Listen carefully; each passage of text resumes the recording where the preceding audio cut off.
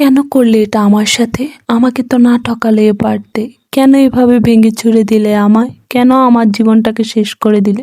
ভালো তো আমরা দুজন দুজনকে বেসেছিলাম, তাই না? কথা তো দিয়েছিলে সারা জীবন একসাথে থাকবে। তাহলে কেন মাঝপথে ছেড়ে গেলে? কেন অন্য নারীর ছোঁয়া পেয়ে তুমি আমায় ভুলে গেলে? কেন নেই মনে আমার কথা? তোমার মন কি একটু গলে না আমার জন্য? আমার নাম ইতি, আর আমি একটা ছেলেকে ভালোবাসতাম। ছেলেটার নাম হয়েছে রোহান। আমরা দুজন দুজনকে খুবই ভালোবাসতাম। আমাদের ভালোবাসা কোনো দিকে কমতি ছিল না। আমাদের রিলেশনটা প্রায় 9 বছরের রিলেশন ছিল। ছোটবেলা থেকে আমাদের রিলেশন, একসাথে পড়ালেখা করতাম, একই ক্লাসমেট ছিলাম, দুজন একই বেসের। আমি ওকে তো এমন একটা পাত্তা দিতাম না, ও আমাকে খুব বেশি পছন্দ করতো এবং আমার পিছনে 2 বছরের মতো ঘুরছে। ওকে আমি অনেক বলেছিলাম যে দেখো, এটা সম্ভব না, তুমি আর আমি এক সমান, আর আমরা এখন অনেক ছোট, এগুলার মধ্যে আমরা যাব না। রোহানের এতটা ভালোবাসা দেখে, ওর পাগলামিগুলো দেখে আমি বাধ্য হয়েছি ওর প্রেমে পড়তে। এমনকি আমি তার প্রেমে এতটাই ভালোবেসে ফেলছি যে আজ কষ্টটা আমাকেই পেতে হচ্ছে। অথচ রোহান অন্য মেয়েকে নিয়ে খুব ভালোই আছে বিয়ে করে। যখন আমরা ক্লাস 9-এ পড়ি তখন আমি তাকে অ্যাকসেপ্ট করি আমার জীবনে। এমনকি আমরা দুজন দুজনকে এত বেশি ভালোবাসতাম যে ওর বন্ধু বান্ধব, আমার বন্ধু বান্ধব সবাই জানতো যে আমরা দুজন দুজনকে কতটা ভালোবাসি। ও আমার জন্য আয়সা সারাদিন বসে থাকতো। যেদিন আমি আসতাম না ওই দিন ও আসতো না, আমাকে ফোন করে আগে বলতো যে তুমি আসবা আজকে? যদি তুমি না আসো তাহলে আমি আসবো না। আর আমি যদি বলতাম যে হ্যাঁ আসবো, তাহলে রোহান স্কুলে আসতো, না হলে স্কুলে আসতো না। আমার সাথে সারাদিন কথা বলতো। আমি একটু অসুস্থ হলে পাগলামি করতো, কান্নাকাটি শুরু করে দিত যে আমার সাথে কথা না বলতে পারলে এমন করতো। সে মানুষ আজ কিভাবে পারে আমার সাথে কথা না বলে থাকতে? রোহান প্রতিদিন বাসার সামনে চলে আসতো আমাকে দেখার জন্য, আমার জন্য চকলেট নিয়ে আসতো, আচার নিয়ে আসতো, এটা আয়না দিয়ে যাইতো। আমার অনেক কেয়ারিং করতো। আমি কিন্তু তাকে এত বেশি কেয়ারিং করতাম না কিংবা ভালোবাসতাম না প্রথম প্রথম। কিন্তু ধীরে ধীরে তার এসব পাগলামিতে আমি যে তার প্রতি আরো বেশি মায়ায় পড়ে গেছি, এমনকি অনেক বেশি মায়া পড়ে গেছি। যখন আমি তাকে চাইনি তখন সে আমাকে চেয়েছিল, যখন আমি তাকে চেয়েছিলাম তখন সে আমাকে চায়নি। কি ভাগ্য আমাদের, তাই না? স্কুলে যখন আমরা যাইতাম কত দুষ্টামি না করতাম, সবাই মিলে কত আনন্দ করতাম। আর ও আর আমি অনেক বেশি দুষ্টামি করতাম। দুজন মিলে ঘুরতে যাইতাম, কত জায়গায় যাইতাম। আমারে ফুচকা খাওয়াইতো, চটপটি খাওয়াইতো, কত কিছু, কত আনন্দ ছিল। আমাদের দুষ্ট মিষ্টি সম্পর্কটা দেখতে দেখতে 2 বছর হয়ে গেল। আর আমরা মেট্রিক পরীক্ষা দেব তখন।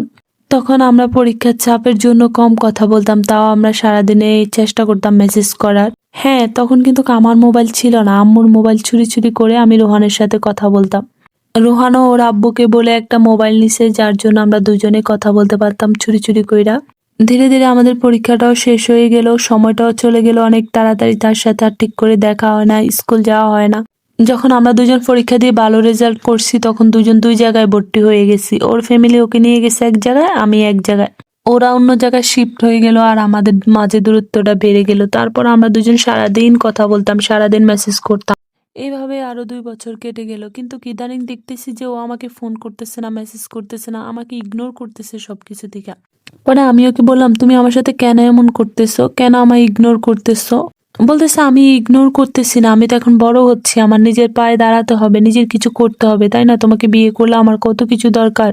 ওর এই কথাগুলো শুনে আমি সবসময় গলে যাইতাম, ভাবতাম যে ও আমার জন্য সবকিছু করতেছে, হয়তো আমার জন্য যুদ্ধ করবে ওর ফ্যামিলির সাথে। তাই আমি ওকে সবসময় বলতাম, দেখো রোহান, এত কষ্ট করার দরকার নেই, এত কষ্ট করে কি হবে, তুমি সাধারণভাবে চলো, আমি তাতেই খুশি। আমি সবসময় চেষ্টা করতাম তাকে হ্যাপি রাখার জন্য। আমি সবসময় চেষ্টা করতাম সে কিভাবে ভালো থাকবে। যত সময় যাচ্ছে তত আমাদের মাঝে দূরত্ব বাড়ছে। সময়ের সাথে সাথে একদিন আমিও জেনে গেলাম যে আমি ব্যতীত তার লাইফে অন্য কেউ আছে। এমনকি তাদের সম্পর্ক আরো 2 বছর আগে থেকে। ও ওই মেয়ের জন্য নাকি অনেক পাগল, ওই মেয়েকে ছাড়া ও বাঁচবে না।